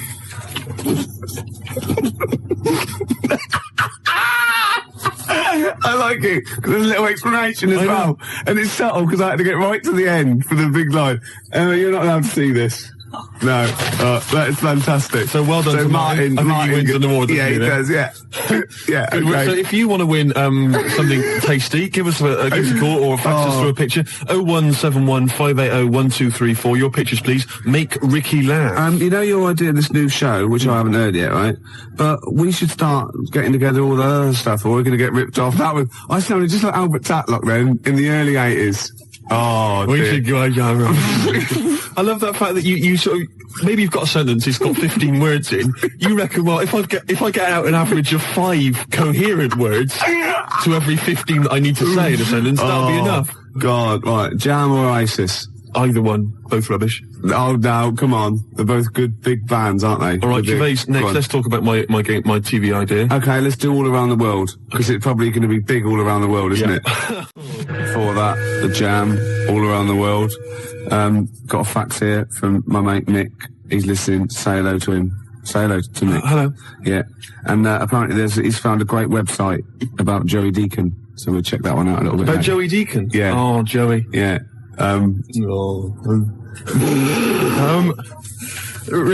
We've had loads of ideas, haven't we, in the past? Yeah. And actually, I was wondering whether we should put out the phone number 0171 580 2000. The reason being that you might perhaps want us to perhaps relate an old anecdote that you once heard on the show that you'd love to hear again. We could recreate the golden years. We could recreate some of the classic moments from the Ricky Gervais show. Yeah. And also, of course, we've had tens of thousands of ideas for products, for services, for TV shows especially, and board games, all kinds of stuff. I mean, we've come up with one recently, haven't we, that have catch on. Sleep with me or play with lepers. That's right. I mean, that is a good service, isn't it? It's an interesting show, that. I imagine that's at Channel 4. Yeah, definitely. Later, really. Yeah, and we've also, of course, most famously, perhaps, had the Penis Puppet Theatre. Penis Puppet Theatre. So easy to manufacture. I don't know why publishers aren't, knocking on my door. Yeah. A lot of other people are knocking on my door. Ricky Gervais Meat Rations. Oh. Should be fun recreating. Get in the queue, Mum. It's Ricky Gervais's Meat Rations. Yeah. All kinds of great games. To be perfectly unfranked. Who's Snork? Who's Stork? Yeah. Great games. And if you've not ever heard us describing these, well, you've missed out. Yeah. You learned your mistake. The tease penguin's probably my greatest invention. The tease penguin, can you tell us again? I forget. Well, it's just a penguin, right? You train, you put it in a lovely little French maid outfit, and it comes in, with, sort of breathes fishy breath on you, and slaps you around the face with its flipper. Yeah. Oh. Jessup, obviously. But it doesn't let you go any further. No. That's why it's the tease penguin. Yeah, I see. Yeah. XFM Family Fortunes. Oh, I can see that on telly myself. Yeah, it's incredible. I don't know where you got the idea from. They just go into my head sometimes. Do they? Yeah. But anyway, here's my new idea, Gervais. Oh, come on. It's a great show. It's an exciting show, right? Right, go on. It's the future. Oh, yeah. All right. Crime has got so bad in the future, that it's terrible, that there's not enough hours in the day, right, for all the cases to be tried in court. Right. Because there's just not enough time. It's a bit like, Judge Dredd sort of thing. Yeah. So what happens is, right, there's a night court. Okay? And it comes into session at 12 o'clock. Yeah. All right? And there's lots of lawyers and stuff, and they really deal with the dredge. I'm talking about the dredge, the crimes which you think are open and shut, Rick. Yeah. All right, the sort of stuff that Jessup would just sort out, with a bullet. Yeah. You know what I mean? Yeah. We're talking rapists and murderers and stuff. Yeah. But or people who just piss him off. Exactly. But Ronnie Midnight. Ronnie Midnight. He's the hard-boiled lawyer, right? That's sort of the main figure at Night Court. And he gets dealt all these rough cases, right? And he thinks it's open and shut. Everyone thinks, that person, he should be electrocuted or whatever. Yeah. But no. Ronnie sees something in them. He investigates the crime during the day. So he's only got like 12 hours to sort it out. And then he presents the case at Night Court. Right, at night, and maybe often it's like Perry Mason meets. So he wastes taxpayers' money investigating people that might be innocent. Yeah, Jessup just kills them. Well, maybe so. Yeah. That's why Ronnie Midnight's much more loved. But it would be great. And it would start off with like dung dung dung, all rise, for Night Court. Yeah, be fantastic. I like that. Maybe sort of set in the future. Am I in that? Well, not really. But and who knows? Jessup maybe could get he could make a guest appearance. What do you think? I like it. Night Court. I like it. Isn't it? Yeah. What's the problem? This rubbish about all this taxpayers' money investigating whether they're actually, they're innocent. You're more of a Jessup kind of guy. Yeah. Just shoot first. Don't even ask questions. If his time's like, of the essence, why ask questions? You've done, what's the point? Yeah. He just like opening up old wounds, which is another favourite pastime of Jessup sometimes. And also a great idea. He loves opening up old wounds. A great idea for maybe a board game or a TV show. Old wounds. Fantastic. Oh, I'm going to work on this. Oh, and I've got Tip the Balance. I haven't even described that. Tip the Balance? After Embrace. Can you tell us? Emma goes out with a bloke in this. Oh. Yeah. What's Tip the long-haired type. What's the Tip the Balance? What, Jessup wouldn't tolerate that. What's Tip the Balance? It's a board game for 4 rugby players or more. I'm looking forward to it. Yeah. Or the infirm. Or people who've just got no dignity left and we can get them on screen doing that. This is, my weakness is none of, ... Obviously ran out of... I was, reading News of the World on the way here, and, I didn't know this. Tony Blair is the Prime Minister. Oh, yeah. Tony Blair. His father-in-law, which is Sherry's dad, is, that bloke, out after Death Us Do Part. What, Alf Garnett? No, his son. Oh, blimey. Something about I don't know, I should get this right really, because it could be libelous, but it's something to do with some sort of doll cheat or something like that. What? Yeah, apparently. Cherry Blair's dad's a doll cheat? Yeah, something like that. Really? Or he's claiming some sort of benefit fraud, I don't know. But he was always the same when he was living with his dad, Alf. He was married to Una Stubbs, wasn't he? I mean, Sherry Blair's mum is Una Stubbs. I'll stop you there, Rick. I'll stop you there. It's so incestuous, isn't it? It's fiction. I've tried to explain this to you before, haven't I? The stuff on the TV, a lot of it is real. Some of it's fake. They're not really those people. Understand? EastEnders, for instance, that's not real. That's not real people. Yeah, well, obviously embarrassing, because obviously that is real, because I've seen them in real life. They were at Phoenix, got them were playing football, so that is real. No, that was the actor. That was the actors. Phil Mitchell was there, and Ricky Butcher. That was the actors. We have been through this before.